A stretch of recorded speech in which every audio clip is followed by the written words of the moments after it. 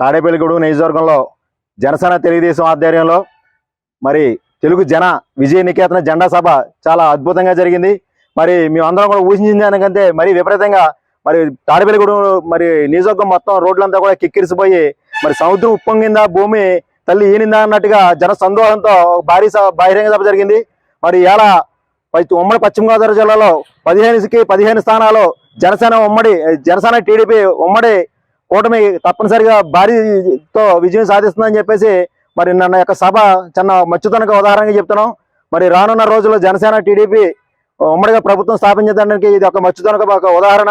మరి జగన్ గారికి మోహన్ రెడ్డి గారికి నిన్న మరి ఈ సభను చూసి మరి చెమటలు పట్టే విధంగా మరి కళ్యాణ్ గారు కానీ ఉన్నాడు, చంద్రబాబు గారు కానీ సభను ఉద్దేశించిన మాటలు తీరు చూస్తుంటే జగన్మోహన్ రెడ్డి గారిని కోబ్యాచ్కి ముచ్చెమటలు పట్టించే విధంగా ఉంది.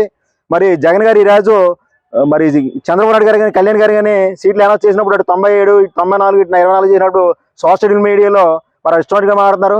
ఇలా జగన్మోహన్ రెడ్డికి అధికారం ఉన్న పార్టీ ఉండి మరి 150 స్థానాలు ఉండి కూడా మరి అభ్యర్థులు ఎక్కడ నిలబెట్టాలి, ఏం చేయాలని దిక్కుతోసిన పరిస్థితిలో గత వారం నుంచి రోజుకొచ్చి మరి ఫార్ములా మారుస్తూ సమన్వయకర్తల్లో నియోజకవర్గంలో రోజుకొచ్చి ఒకరు మార్చుకుంటూ మరి ఎవరిని నిలబెట్టాలని పరిస్థితిలో నేతంగా అర్థం కాని పరిస్థితులు ఈ కోటను చూసి భయపడి చేస్తున్నాడు.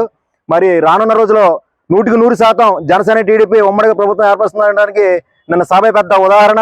మరి అలాగే భీమవరం నియోజకవర్గం కూడా మేము కళ్యాణ్ గారు ఇక్కడ రావాలని చెప్పి మేము గతం నుంచి ఎప్పటి నుంచి ఆశించి అదే స్థాయిలో ఆయనకి ఇలా పార్టీకి అందరం కృషి చేసి ఒక 50,000 మెజార్టీతో ఇవ్వాలని చెప్పేసి మేము కంకణ కట్టిన పనిచేసాం.